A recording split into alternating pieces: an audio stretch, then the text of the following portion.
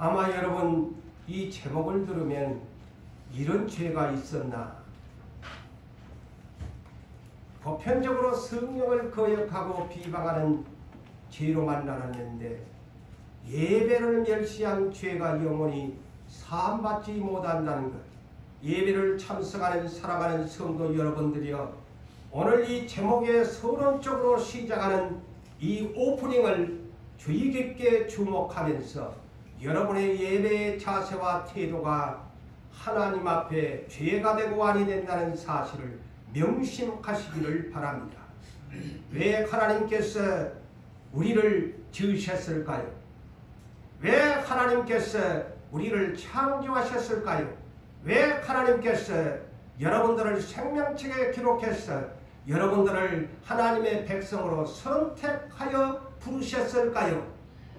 이는 가장 목적이 경배, 곧 예배를 받으시려고 부르셨다는 사실을 잊지 마십시오.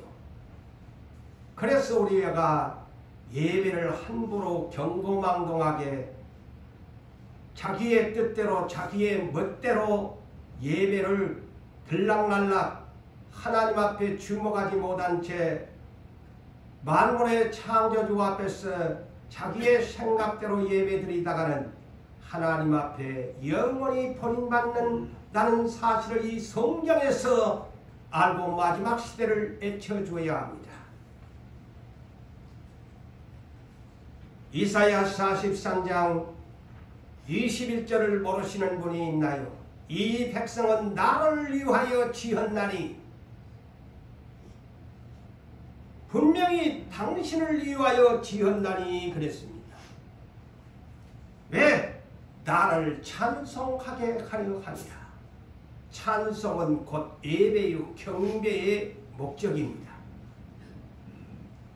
그러므로 히브리서 13장 15절에도 그러므로 우리는 예수로 말미암아 항상 찬송의 제사를 하나님께 드리자, 예배를 드리자, 찬송하자, 경배하자 항상입니다.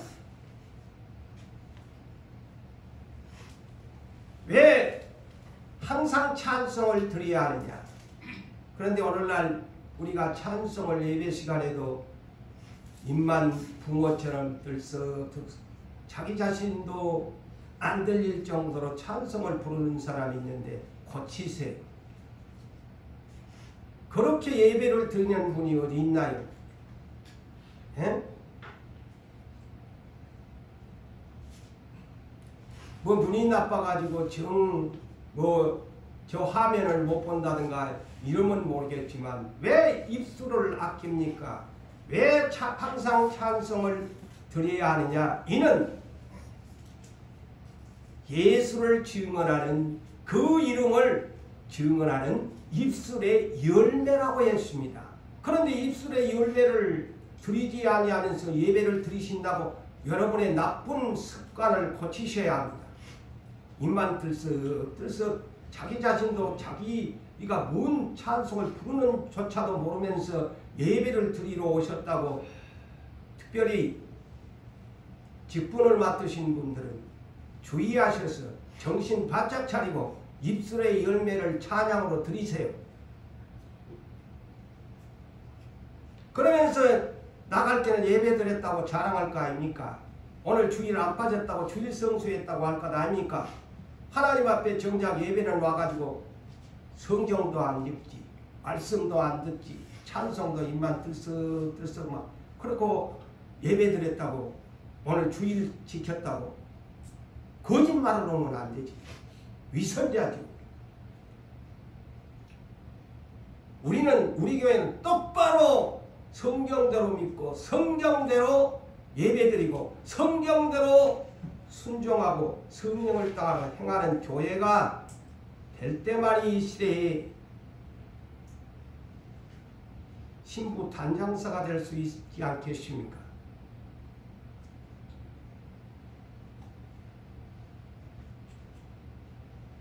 예배는 이 세상에 많은 신들이 있지만 우리가 섬기는 하나님은 하나님 위에 다른 신이 없다는 십계명의 제1체의 계명을 준수하는 하나님의 백성입니다. 아니 다른 종교도 저 점을 치는 점쟁이가 제가 세미산에 기도하던 새벽녘에요. 그 새벽녘에 산속에 들어왔어요. 하는 것을 보았어요. 그런 귀신을 섬기는 자들도 그렇게 열심인데 하나님 외에 다른 신이 없는데 이 창조주 유일하신 하나님을 섬기는 우리가 자기 생각대로 하나님을 섬겨서 되겠습니까? 성경에 가르치는 법대로 예배를 드려야 해요. 우리는 예배하는 자 곧 경배하는 그리스도인입니다. 우리만 하나님이 원할까요? 지금 역시 저 천상에서도요 쉼이 없이 천사들도 예배를 드린다고 성경은 말합니다. 우리만 예배를 할까요? 저 천상에서도 지상에서도 하나님의 선택한 백성과 천사들은 경배합니다. 제가 하나를 소개하죠. 계시록 4장 8절에서 11절에 저 위에 지금 천상에서 어떤 일이 벌어지고 있는가 계시록에서는 소개합니다. 6개 날개가 달린 서랍천사들이 하나님 보좌의 주위에 서서 두 날개는 얼굴을 가리우고 두 날개는 발을 가리우고 그들의 얼굴 모양은 사자의 얼굴과 같고 송아지의 얼굴과 같고 사람의 얼굴과 같고 독수리의 형상의 얼굴과 같은 모습을 가지고서 하나님께 밤낮 쉬지 않고 그랬어요. 제가 이번 금요일날도 했지만 천국에는 밤이 없어요. 표현을 밤낮 없다 이 말은 쉼이 없이라는 표현을 강조하기 위해서 기록하는 것으로 그렇게 해석합니다. 쉼 없이 천사들이 거룩하다 거룩하다 거룩하다 주 하나님 곧 전능하신 이여 전에도 계셨고 이제도 계시고 장차 오실 자라고 찬양을 부르면서 그 네 가지의 모양을 가진 수락천사 네 생물들이 보좌에 앉으사 세세토록 살아계시는 하나님에게 영광과 존귀와 감사를 돌릴 때에 그랬어요. 지금 천상에서는 쉬지 않고 천사들이 하나님께 찬양하고 있습니다. 에? 우리만 하니까 억울한 것 같아요. 아이고 누가 이 예배를 만들어 놨을까. 천국 가도 쉼이 없이 예배 드려야 돼. 하나님께 경배해야 돼. 지겹다고 오면 안 돼. 여기서 예배의식도 못 가진 사람이 천국에 가서 밤낮 쉼이 없이 천사들과 함께 예배 드리겠어요? 그러니까 서랍천사가 자 천국에 이미 올라간 24장로들도 따라서 이렇게 합니다. 24장로들이 보좌에 앉으신 하나님 앞에 엎드려 그랬어요. 우리는 의자에 편하게 앉아서 예배 드리네. 24장로들이 보좌에 앉으신 하나님 앞에 엎드렸다고 했어요. 무릎을 꿇고. 자, 이런 내용을 성경에서 여러분이 전부 잊어버리고 사니까 예배에 대한 개념이 아주 무상식으로 예배를 드리는 겁니다.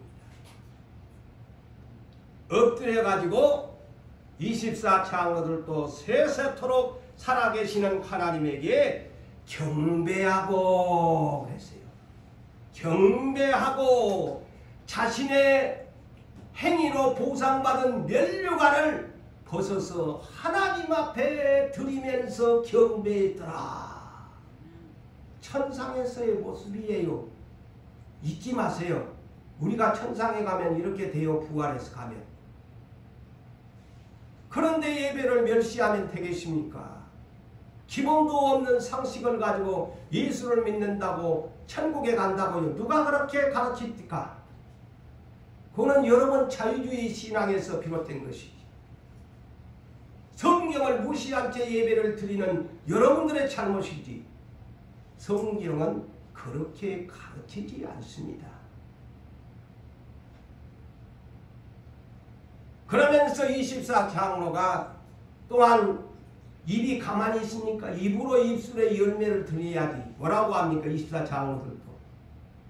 우리 주 하나님에게 영광과 존귀와 찬송을 받으시는 것이 합당하오니 주께서 만물을 지으신지라 만물이 주의 뜻대로 있었고 또 지으심을 받았느니라 하더라. 그래서 그 입술로 장로들도 찬송을 부르면서 입술로 시인하면서 만물이 하나님께 경배합니다. 그랬어요.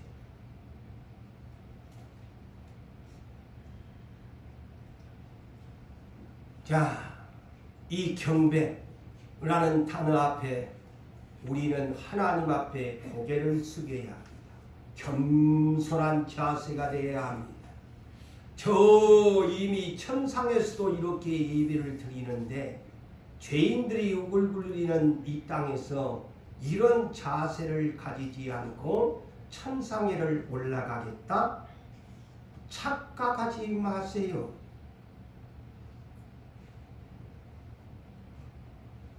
천상이나 지상에 있는 모든 만물이 드려야 할 것이 하나님께 경배, 경외하는 마음으로 하나님 앞에 예배를 드리는 대상임을 우리는 입으로 시인하고 행동으로 따라가야 합니다. 성령을 따라 행하는 사람은 예배를 가볍게 여기지 않습니다. 성령을 따라서 행하는 사람은 예배를 중히 여기고 말씀에 따라서 예배를 드리는, 잘 드리는 사람입니다. 누가 성령을 따라 행하는 사람인가? 예배 생활을 잘 하는 사람이 가장 기본적으로 기본이 잘 된 사람이에요. 성령을 따라 행하는 사람은 예배를 잘 드린다. 그런데 성령의 사람이 아닌 사람은 예배를 제멋대로 드려요. 왜? 육신의 생각이 나를 지배하고 있기 때문에. 성령은 예수 이름으로 아버지께 영광을 돌리는 영이거든요. 그러니까 꼼짝을 못하지, 성령의 사람은.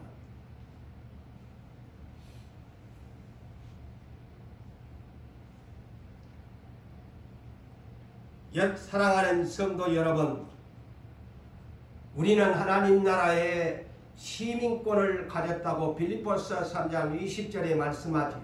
우리는 하나님 나라의 시민권을 가졌어요.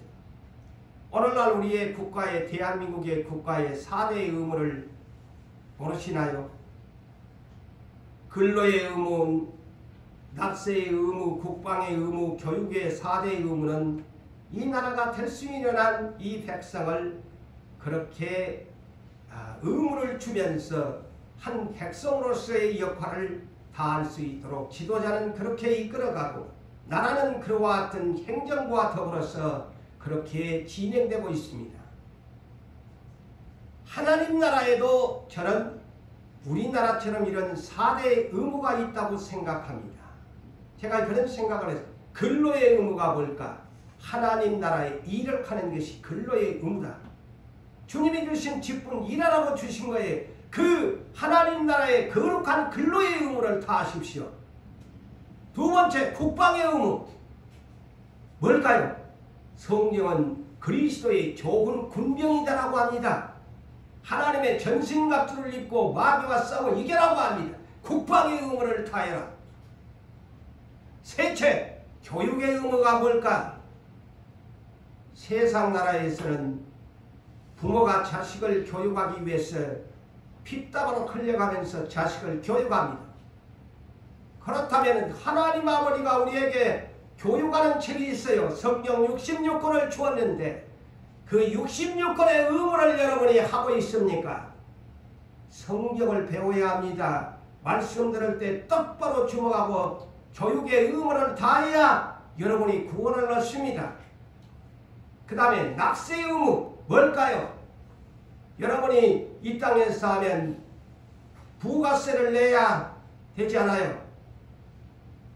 정기세가 되든 수도세가 되든 다 부가세가 지급됩니다. 지불해야 됩니다. 그게 10분의 1입니다. 그리고 10분의 1과 더불어 각종 예물, 주의 은혜로 사니까 주 앞에 납세의 의무를 각종 봉헌물을 하나님 앞에 드려야 됩니다. 이 4대의 의무를 여러분 성경에서 말하고 있어요. 우리는 그리스도인, 크리스찬이라고 말을 하는데 크리스찬은 어떤 사람일까요? 성령의 사람입니다. 로마서 8장 9절에 성령이 여러분들 안에 없으면 그리스도의 사람이 아니라고 했습니다. 이것이 답입니다. 이것이 오늘 성령을 따라 행하는 이 교회의 표처럼 그리스도의 영 성령이 내 안에 없으면 나는 하나님의 크리스찬이 아닙니다. 고린도후서 1장 22절에 우리 하나님은 우리에게 인을 치시고 도장을 찍었어요. 너는 내 것이되 너는 내 생명책에 기록했되 그러므로 도장을 딱 생명책에 이름을 기록하시면서 지상에 살 때에는 제가 금요일날도 그랬죠. 생명책이 두 가지다. 지상에 있을 때는 하나님의 생명책, 우리가 부활하여 새 하늘과 새 땅에 가면 어린 양의 생명책으로 이름이 농명되어야 들어간다. 이것을 잊지 마세요.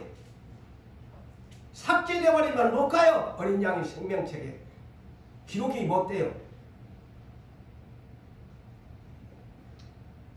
그러면서 지상에 있는 우리에게는 너는 내 것이다 하고 도장을 찍어 놓으시고 그 증거로 보증으로 그랬어요.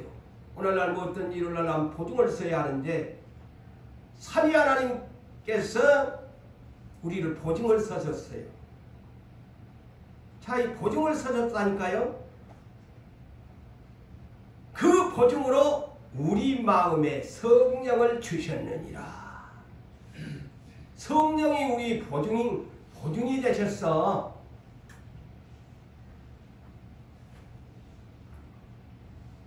그러므로 그 보증의 증거가 뭐냐? 우리의 몸뚱아리 하나님의 것, 우리의 마음까지도 하나님의 것. 그래서 몸과 마음에 성령님이 와 계시니, 보증으로 와 계시니 우리는 성령의 거룩한 성전이다. 그래서 성경에서 그렇게 말하는 것입니다. 또한 성령이 내 안에 와 계신다는 증거가 로마서 8장 14절에서 16절에 자, 올해 표처럼 성령을 따라 행하는 인도를 받는 사람은 하나님의 아들이다. 내가 하나님의 아들이라면 성령을 따라가야 돼요. 성령을 따라가지 아니하는 사람 반대로 역으로 마귀의 자식이다. 성령을 따라다니는 사람은 하나님의 아들이다. 우리는 양자의 영을 받았어.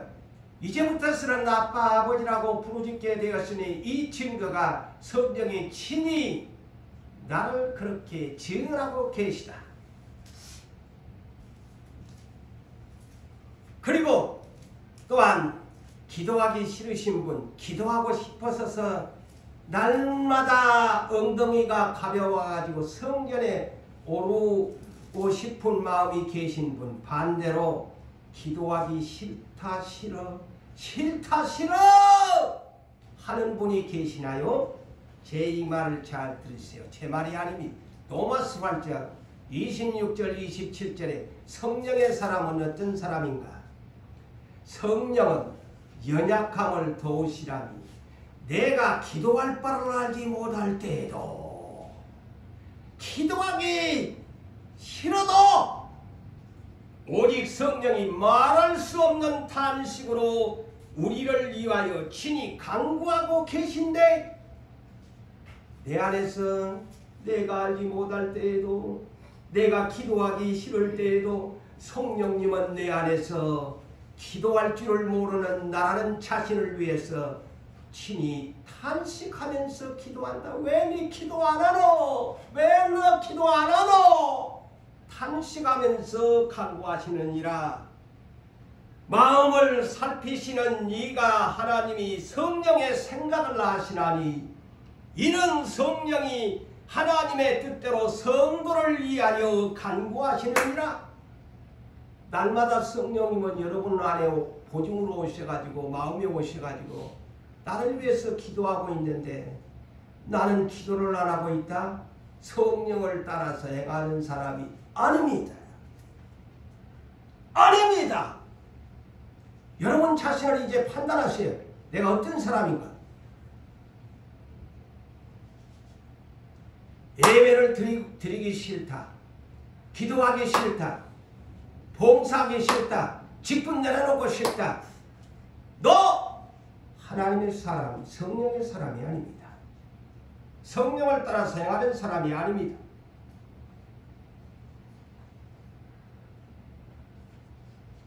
왜 나는 하나님의 백성인데 예배 드리는 것조차도 이렇게 싫어질까?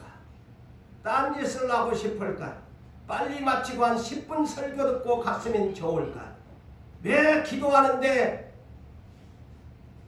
밥 먹을 때 눈 감고 기도하는 것이 기도라고요? 그거는 어린 나이도 우리 집에 보니까 잘해요. 어른이 돼가지고 그런 것 정도로 하루를 보내면서 사신다고? 충격을 받으셔야 돼요. 성령님을 모시고 사는 사람들이 그렇게 살면 안 되지. 밥 먹을 때만 그냥 눈 찡긋 감았다가 떴다가 그냥 그러면서 언제 기도 한 번도 안 하는데 하루가 가고 이틀이 가고 사흘이 가고 1년이 가고 교회 한 번 기도 한 번도 안 나오고 그러면서 신앙생활 한다고? 예배는 그리스도를 위한 가장 우선순위의 우리 인생의 목적이 되어야 합니다. 어느 날 예수님께서 유대인들이 정죄하는 혼혈 아들만 살아가는 혼혈족이라고 해서 정죄한 사마리아 땅에 예수님이 복음을 전파하러 가셨습니다.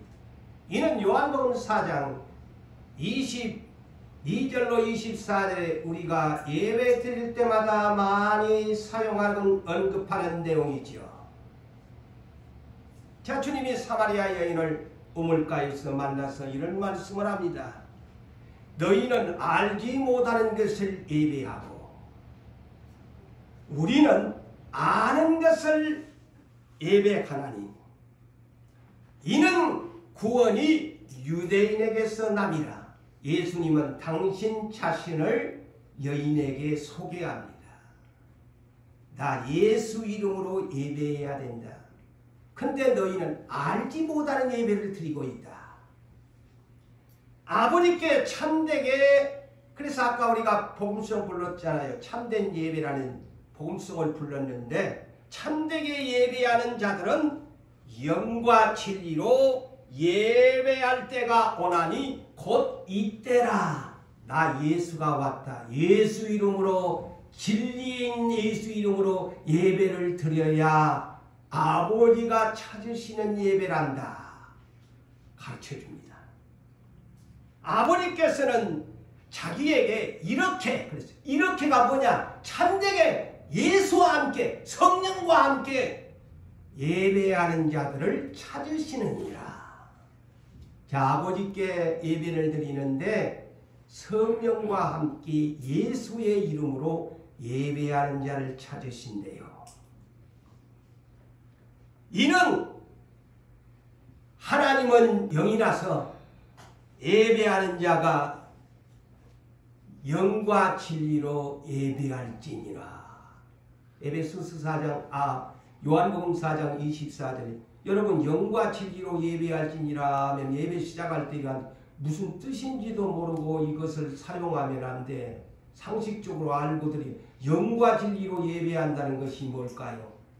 저는 두 가지로 여러분들에게 해석을 해드립니다. 첫째는 가장 기본적으로 성령님 하나님도 영이지요. 우리 마음이 영의 존재예요. 그래서 마음을 다하여 마음을 다하여 진리가 뭘까요? 외식적으로 위선적으로 드리지 말고 거짓없이 참되게 드려라. 마음을 다해서 이것이 가장 문자적의 해석입니다. 그렇지만 영적으로는 뭐냐? 성령님도 진리의 영이야. 예수도 길이요 진리요 생명이십니다. 그래서 영과 진리는 영적으로 성령님과 함께 진리이신 예수 이름으로 예배할지니라. 이것이 영과 진리로 예배하는 사람이다. 이제 아시겠죠? 이런 것을 기본적으로 알고서 예배를 드려야 된다는 겁니다. 그것도 모르고 그냥 단어만 알고 영과 진리가 뭐야? 영과 진리가 예배라고 하는데 뭐야? 모르면 안 돼. 목사님들이 가르쳐줘야 돼. 교육자들이. 백성이 무식하면 안 되는 거예요.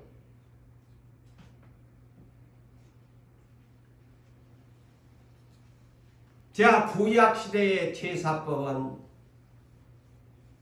오늘날 우리와 다릅니다. 그들의 하나님께 드리는 예배의 제사법은 하나님이 정하신 정결한 짐승, 가축, 집에서 길리우는 가축, 소나 양이나 염소나 비둘기 이 등으로 번제를 드려야 했습니다. 여러 가지의 제사가 있지만 죄인이 드려야 할 제사는 가장 우선순위가 번제입니다. 번제는 전체를 완전히 불에다가 태워서 하나님 앞에 향기로운 냄새로 드리는 제사법입니다. 이는 레위기 1장에가 부자와 가난한 자에 따라서 기본적으로 드려야 할 번제의 제사법을 하나님께 이렇게 예배를 드려야 된다라고 가르쳐 놓았습니다. 그래서 가축을 부자는 소나 송아지나 그 다음에 이제 중간지대는 양이나 염소나 그것도 안 되는 가난한 사람은 비둘기 새끼나 비둘기 2마리 쌍을 가지고 와가지고서 제사장한테 그 예물을 가지고 오는 거야. 그러면 제사장이 잡아가지고 제사를 드리기 전에 내가 소를 가지고 왔다. 그러면 내가 먼저 소한테다가 머리에 안수를 합니다. 니는 내 대신 죽어갖고 제사물이 되어라 라고 내가 채물에다가 소 머리 위에다가 안수를 하는 거야. 그럼 니는 그 대신에 내 대신 죽어야 돼. 내 속죄물이 되어야 돼. 그게 구약의 제사법이야. 그러면은 이제 제사장들이 그것을 안수가 끝나고 나면 제사장들이 그것을 몰고 가서 뜰 앞에서 잡아가지고 번제단에 올려가지고 제사를 올려서 창작불에 올려가지고 그 냄새가 하나님 나라로 올라가게 만드는 이것이 구약의 제사법이에요. 그런데 오늘날 우리는 지금 그런 가축을 잡아서 드리는 제사법이 아닙니다. 어떤 제사법이야? 저도 여러분 각자가 나와가지고 로마서 12장 1절에 나와 있잖아요. 너희 몸을 하나님이 기뻐하시는 거룩한 산 제물로 드리라. 이는 너희의 드릴 영적 예배니라. 이 영적 예배, 거룩한 산 제물로 여러분의 각자의 몸을 구약시대는 죽은 가축을 불로 태우는, 전체를 불로 태우는 번제를 드렸지만 이제 예수님이 네 대신 어린 양이 되셔서 속죄물이 되었으니까 너는 이제 살아있는 사람이야. 살아있는 그 몸 동작으로 하나님 앞에 예배드리고 충성해라. 선하게 살아라. 이거 이 살아있는 산채물. 영어 번역은 뭐라고 했게? bodies. 각자가. body가 이 몸이잖아요. bodies.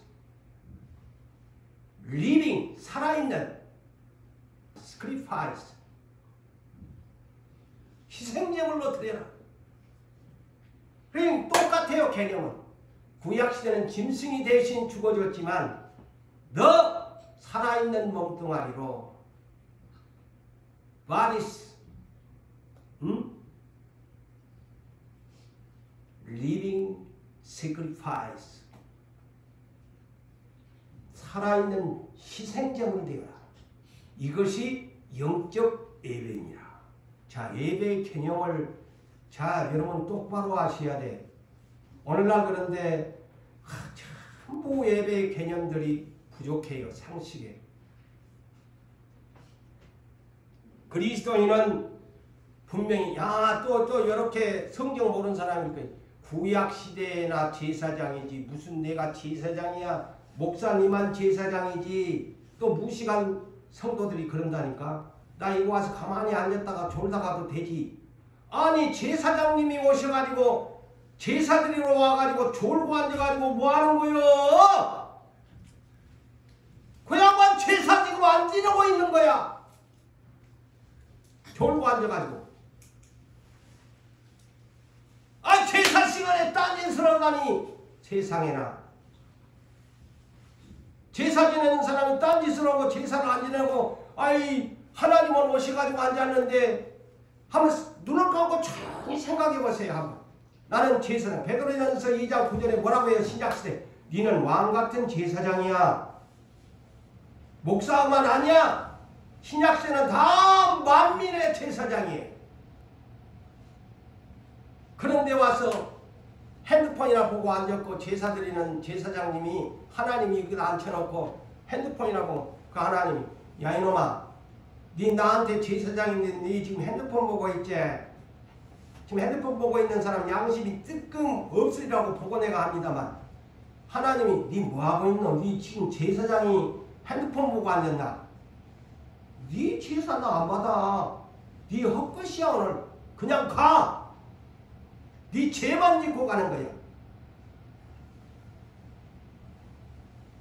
성경 최초의 원시 제사가 있었어요. 원시 제사가 있었다. 이는 아담의 아들 대표적인 인물이 여러 자녀들이 딸들도 있었겠지만은 대표적인 인물 가인과 아벨을 성경에 기록했어요. 모세가 기록했으니 대표적인 인물만 기록하는 거예요. 이는 창세기 4장에 나오는 말씀을 히브리서 11장 4절 한 절로 한축을 시켜놓은 말씀이죠. 뭐라고 했느냐? 히브리서 11장 4절에 믿음으로 아벨은 가인보다 더 나은 제사를 하나님께 드렸으므로 의로운 자라는 증거를 받았으니. 근데 그 뒤에 문장이 중요합니다. 하나님이 그 애물에 대하여 증언하시니라. 그 애물에 대하여. 그러면 이 애물이 뭐냐? 어떤 애물을 드렸기에 가인 것은 안 받고 여기 헷갈리잖아요. 아유, 가인도 예배를 드렸는데 왜 하나님이 안 받았나? 응? 무슨 차이일까 할 것 아니에요. 예물에 대한 증거입니다. 자, 어찌 보면 합리화할 수 있어요. 가인의 직업은 농부야. 그래서 농부니까 자기가 거둔 농산물로 하나님께 제사를 지낸 거야. 그게 합당하잖아요, 인간적으로. 근데 동생 아벨은 무엇을 했냐? 양을 쳤어. 그래서 어린 양을 골라가지고 제사를 드렸는데 아벨의 제사만 하나님이 받으시고 안 받았어. 아니, 하나님이 어떻게 그럴 수가 있나? 여러분이 의문을 가질 수가 있는데, 아담의 범죄 이후에는 가장 우선적으로 죄인이 드려야 할 제사는 뭘까요? 에? 번제야, 번제. 피 흘림의 제사를 드려야 돼. 그러니까 아벨은 그 예물에 대하여 증언인데 의로운 자라고 했다 하는 말이 그 말입니다. 가인도 자기가 농사꾼이지만 동생한테 양을 구해가지고, 동생아, 나 양 한 마리 줘. 나도 니처럼 나 죄인이니까 양의 제사를 드려야지, 이래야 되는데 자기 편할 대로 그냥 농산물로 그냥 제사를 지내니까 하나님, 이놈 네 죄인이 어떻게 감히 소제도 드릴 수도 있지만은 네가 가장 기본적으로 네 인생은 죄인이니 피 흘림의 제사를 드려야지 이놈아. 그래서 창세기 4장에 뭐라 그러지 않아요? 네 왜 분하냐? 네 죄 좀 다스려라. 네 죄인이지 않니? 뭐라 그러잖아요, 하나님. 자, 성경이 이해되지요? 그래서 이것이 뭐냐? 항상 아무렇게나 하나님 앞에 나와서 예배드리면 안 돼. 내 뜻대로, 내 생각대로, 내 주관대로 와서 예배드린다고? 아닙니다. 가인처럼 드리면 안 돼. 예수 그리스도, 아까 영과 진리로가 이럴 때 쓰는 거야. 성령님과 함께 예수 그리스도의 피 흘림을 의지하면서 영과 진리이신 예수의 이름으로 아버지께 제사를 드려야, 예배를 드려야 내가 속죄함을 받는 의롭다함을 받게 된 것입니다. 아멘. 아멘. 우리 이해가 되지요? 자기 생각대로 예배드리면 안 돼. 죄인임을 시인해야 돼. 언제나.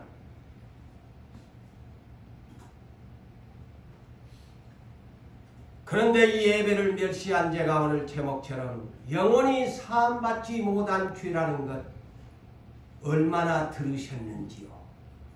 몇십 년 동안 살면서 아마 이런 제목을 여러분이 얼마나 들으셨는지. 예배를 멸시한 죄, 영원히 사함받지 못할 죄라는 것을 얼마나 들으셨는지요. 얼마나 알고 계셨는지요. 그래서 천국에 가야 할 사람들이 천국에 못 간다고 하는 말들이 나오지. 불신자들만 지옥 간 줄 알았는데 왜 저 사람이 예수를 믿었는데 지옥에 갔을까? 그 중에 이 하나의 죄입니다.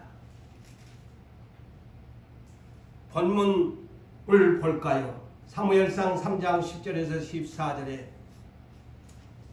한나가 아이를 낳지 못하다가 하나님 앞에 원통합을 하다가 서원하여 사무엘이란 위대한 이 중한 직책을 가진 하나님의 사람, 그 사무엘이 어머니가 서원을 지킴으로 그는 어머니의 젖을 떼고 나서 그는 자기 가족과 함께 살지 못했습니다.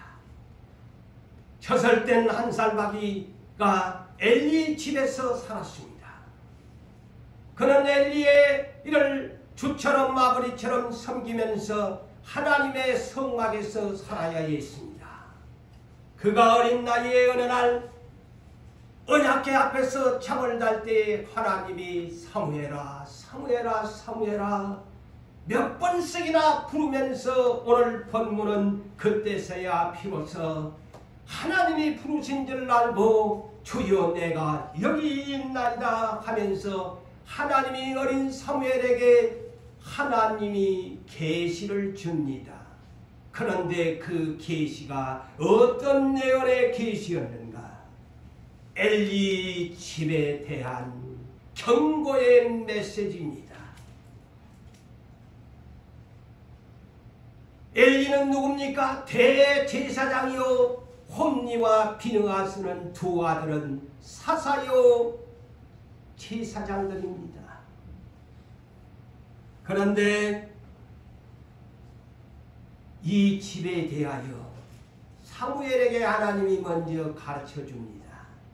자, 사무엘에게 하나님이 주신 말씀을 보니까 엘리의 집은 영원히 내가 심판하게 될 것이다. 본문을 보니까 영원히 심판을 해버린대요. 왜 심판을 하느냐? 대제사장인 엘리가 엘리가 아는 죄다. 알고 있는 죄라고 그랬어요. 왜 알고 있는데 이거를 못 고쳤냐 이거죠. 여러분 알고만 있으면 안 돼요. 아는 죄라고 하잖아요. 아는 죄. 왜 알면서 안 하느냐 이거죠. 성경을 알면 뭐네 안 하면은 죄요. 이 말과 똑같은 말입니다. 아는 죄라고 얘기했어요. 이는 엘리가 자기 아들들이 저주를 착청하되 못된 예배를 나쁜 습관을 가지고 예배를 드리는데 그 맞이를 아니했다. 자식 교육을 잘못시켰다. 그러므로 내가 엘리의 집에 맹세하기를 엘리의 집을 맹세를 하나님이 해보래요. 맹세한다 사무엘아. 내가 저 엘리의 대제사장 집 영광의 가문이지만 가장 비참한 천사를 당할 멸문의 집으로 만들어버리겠다. 응? 그래서 이 세 부자가 한날 전쟁터에 다 하나님 죽여버리잖아요. 그리고 성경을 상징하는 언약궤마저도 남의 나라에 블레셋 나라에 빼앗기게 만들어버려. 언약궤가 오늘날 성경을 상징하는데 성경 가지고 있으면 뭐하니? 누구가 성경대로 안 사는데 성경 남의 나라에다가 줘버리자. 그 뜻입니다. 아시겠어요? 언약궤 빼앗다는 건 그 얘기예요. 성경 가지고 있으면 뭐냐? 성경도 안 보고 그 모르는데 차라리 남의 나라에다 줘버린다 내가. 줘버린 거야. 참 제가 이 설교를 준비하면서 하나님이 사랑의 하나님이시만요. 하나님이 화나시면요. 자기가 만든 언약궤마저도 그냥 남의 나라에 줘버려 그냥. 누가 성경 가지고 있어도 먼지가 튀 가지고 보지도 않고 하는데 그거 갖고 있으면 뭐하니? 차라리 저 이방인들의 똥딱지가 되든 뭐가 되든 줘버리지 그냥. 그러면서 뭐라고 합니까? 예물로나 제물로나 이거는 가축으로 제사를 드리든 예물, 봉헌물이죠. 이 두 가지죠. 제물과 예물은 가축을 잡아가지고 번제를 드렸던 무슨 제사를 드렸던 예물로 금은 보화를 드렸던 봉헌물을 11조를 드렸던 영원히 사함을 받지 못하리라. 너가 예배 드려봐도 나는 이제부터 저들의 예배를 안 받아주겠다는 거예요. 죄인으로 맹세를 지켜버려. 야, 무섭지 않습니까 여러분? 그런데도 오늘날 경외심이 없어요. 예배를 제멋대로 드리거든요. 하나님 맹세를 해버렸잖아요. 네 제물로 예물로 나한테 와서 살려주세요. 사랑합니다. 사랑합니다. 가! 이하고 나하고는 끝이야. 그겁니다. 세상 말로 쉽게 얘기야. 가라는 거예요. 문 닫아버려라. 저거 꼴보기 싫으니까. 그거 어디가 있어요? 말라기 1장에가 있잖아요. 성전 문 좀 닫아라. 저거 올까 싶으니까 성전 문 좀 누가 먼저 가서 닫아버리라. 꼴보기 싫다는 거예요. 오늘날 이런 경고심의 성경에 들어간 말을 예사로 여기면서 예배에 대한 개념이 상식이 없이 살아간다는 크리스찬들이 너무너무 많습니다. 과연 이 세계에 과연 성경대로 믿으면서 성경대로 예배드리면서 사는 사람들이 얼마나 있을까요? 그래서 마지막 시대에 경적을 올려주는 회개하지 아니하면 기회를 주겠는데 하지 아니하면 천국에 못 간다. 부활하지 못한다. 응?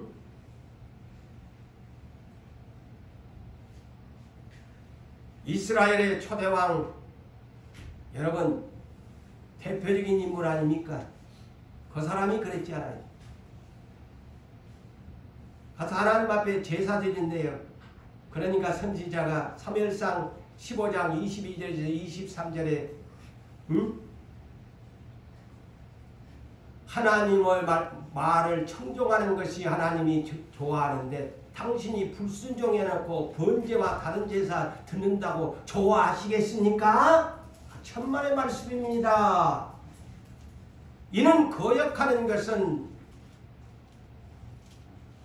점을 치는 사람을 찾아가는 죄인이 죄와 같고 당신의 그 완고한 고집스럽고 자기 주관대로 살고 자기 욕심대로 사는 당신 사신 우상 앞에 절하는 죄인이 되어버렸습니다.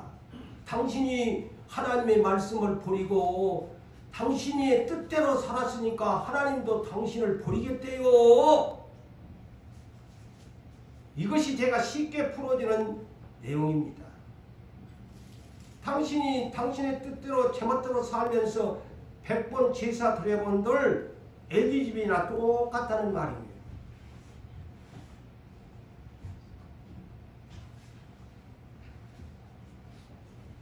이 말이 오늘날 크리스찬들에게 주는 경고로 받아들여야 됩니다. 어떤 경고로?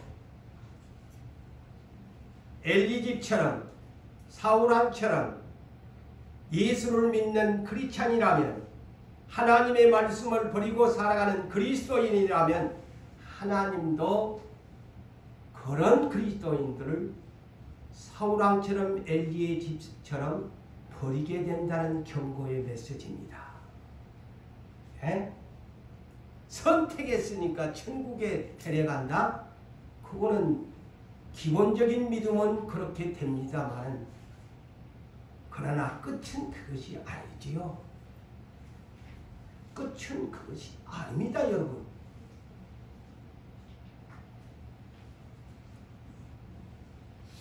엘리집의 두 아들은 제사장의 직분을 가졌습니다.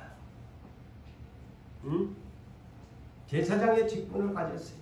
그런데 사무엘상 2장 10절에서 17절에 보니까 이 두 아들들이 어떤 죄를 지었냐면 행실이 나쁜데요. 아들의 행실이 나쁘고 왜 나쁘냐? 여호와를 알지 못하였더라. 아니 여러분 문자적으로 보면 이해가 안 되잖아요. 아니 제사장이라는데 대제사장이 아들들이고 제사를 집행하는 제사장이라는데 오늘날로 같으면은 여러분들이나 이 목사와 같은 사람인데 아니 여호와를 알지 못했더라. 이게 무슨 말이냐? 무슨 말일까요? 호세아 4장 6절이 답입니다. 이스라엘이 그래했고 엘리의 두 아들이 이런 사람들이었어요. 내 백성이 지식이 없으므로 망함이라.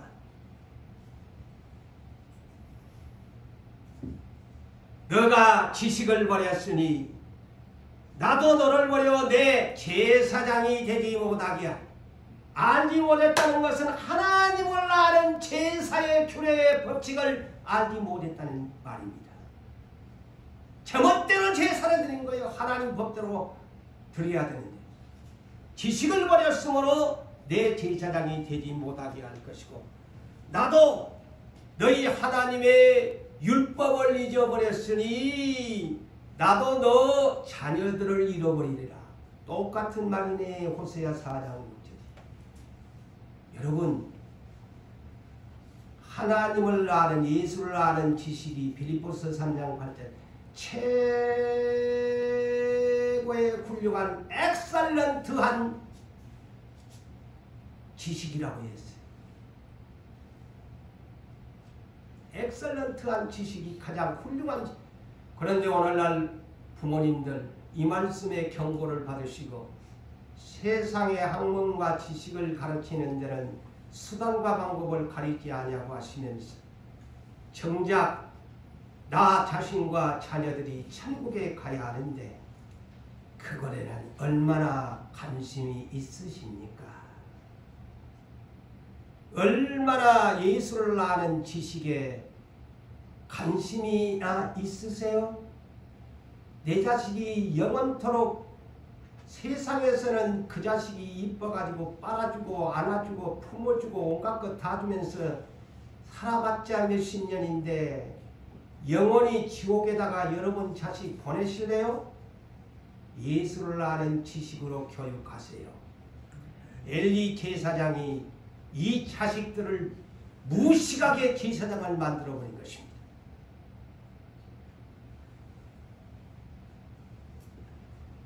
참으로 이 집 같은 하나의 성경은 대표적인 하나의 본보기들이에요. 이런 일들이 이 비일비재하게 많다는 거예요. 성경은 본보기요. 어디가 고린도전서 10장에 광야교회를 왜 기록한 줄 아나 사도 바울 말세를 살아가는 자들에게 본보기로 기록한 것이다. 광야교회. 자, 성경에 답을 써놨네. 답안지로. 본보기로 기록한 것이라. 말세를 살아가는 사람들에게 본보기로 기록하기 위해서 광야 40년에 원망하는 세대에 가나안 땅에 못 들어간 거니 지나간다는 생각을 착각하지 마라. 이 사람들아, 말세를 살아가는 본보기로 기록한 건 모르나? 성경을 똑바로 보셔야죠. 구약이 지나갔다고 누가 그랬을까?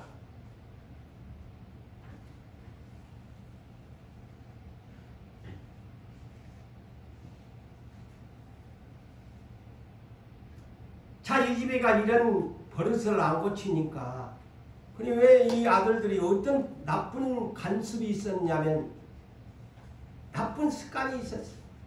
꼭 하나님 앞에 제사를 드리려면 이 두 아들이 무슨 못된 짓을 했냐면 하나님 앞에 제물로 올려야 할 것을 먼저 자기가 냠냠 짭짭을 하는 거예요. 응?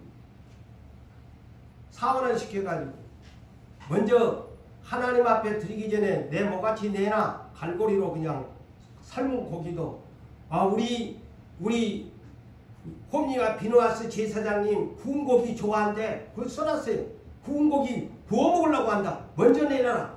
그러니까 그들이 말렸어요. 아니 남에게 가져가도 다 제사장 분깃으로 하나님이 다 주실 건데 아니 먼저 하나님 앞에 하나님이 먼저 그냥 제사를 드리고 나서 당신들 마음대로 잡수세요 하는데도 아니야. 내가 먼저 먹어야 돼. 이런 못된 짓을 관습으로 나쁜 습관으로 살았어요. 자, 오늘날 이것이 뭔 줄 아세요? 영적으로 무슨 얘기일까요? 오늘날 제 이 말을 들으면 이 문장이 구약시대의 제물이 오늘날 우리와 똑같습니다. 하나님 앞에 아까 내가 납세의 의무 얘기했지요. 11조 내가 먼저 먹어야 돼. 내 살기 바빠. 자, 뜨끔하지요? 똑같습니다. 제가 깨달은 것은 그렇습니다. 기도 가운데 11조 내가 먼저 먹어야 돼. 내 살기도 바쁜데 하나님 앞에 먼저 들 거 어디 있습니까? 감사나 건축이나 선교나 그 모든 것 내 살기 바쁜데 내가 먼저 먹어 냠냠 짭짭 해야 돼요. 그 후에 나 돈 생기면 드리지요. 감사할게요. 그 얘기입니다. 이 나쁜 습관이에요. 하나님 앞에 벌 받아요. 그래서 말라기 3장 10절에는 뭐라고 합니까? 이스라엘 백성을 향해서 말라기 선지자가 예언을 합니다. 야 도둑놈들아 나한테 돌아오나. 그러니까 그들이 왜 우리보다 도둑놈이라고 합니까? 너가 나의 10분의 1과 봉헌물을 도적질을 안 했나? 이 엘리 두 아들들이 이런 짓을 탈취를 하는 거, 도둑질을 하는 거예요. 먼저 냠냠 쩝쩝을 하는 거예요. 그러니까 이 집이 망하죠. 망합니다. 하나님이 싫어합니다.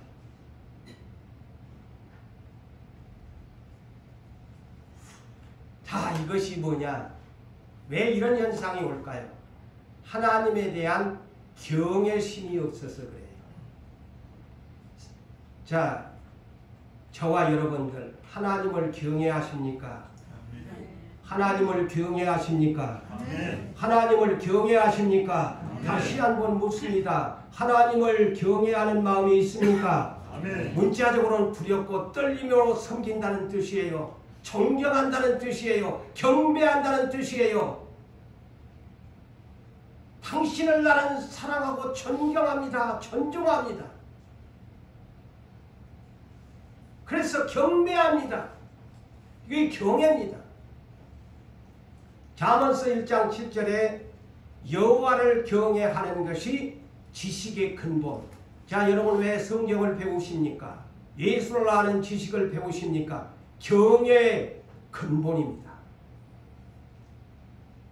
이 성경을 하나님 주신 것은 여러분들에게 경외심의 근본이 이 예수를 아는 지식이다.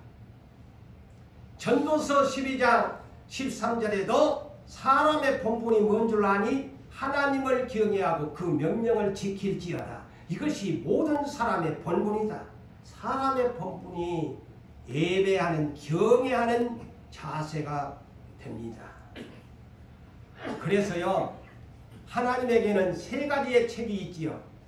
행위록이 있고, 그 다음에 생명책이 있고, 그 다음에 뭔 책이 있을까요? 아는 분? 그렇죠. 어디에?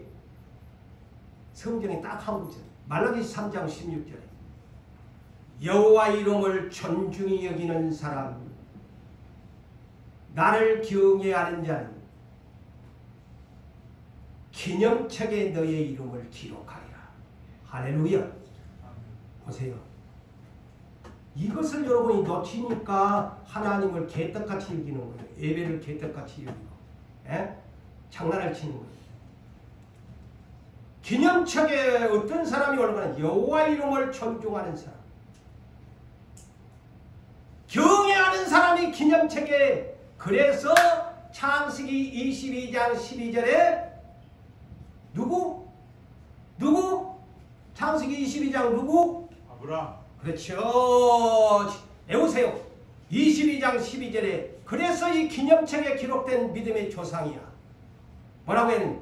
내가 이제야 하나밖에 없는 자식이라도 독자라도 불로 태워서 번제물에 올라서 번제의 장작더미에 올려놓고 칼을 잡고 죽이려고 하는 이 사람을 향하여 내가 이제야 나 하나님을 경외하는 줄을 알았노라. 네. 경외하는 사람이 믿음의 조상이 되었고 기념책에 올라가. 경외심이 없으니까 하나님 것 도둑질하고 정직하지 못하고 지 맘대로 살고 지 뜻대로 살고 하는 거요. 예배도 그냥 이양 올라올 거면 지가 가지 말고 올라오고, 예배도 끝까지 다 축도 다 받고 나가고 다 이래야지. 자, 말씀을 맺습니다. 사랑하는 성도 여러분들이여, 영원히 사함받지 못할 죄가 서너 가지가 있지만 가장 준행해야 할 예배를 멸시한 죄, 영원히 사함받지 못한다는 사실을 성경에서 입증시켜 주었으니 앞으로 예배를 멸시하지 맙시다. 여러분의 생각대로 드리지 맙시다. 예배는 하나님 앞에 엎드려 경배하는 자세를 취해야 합니다. 경고망동하게 드리시면 안 돼요. 함부로 드리시면 안 돼요. 제사장으로서의 똑바로 성경대로 예배를 중히 여기시고 드려서 하나님의 기념책에 경외자로 올라가시기를 주의 이름으로 축복합니다.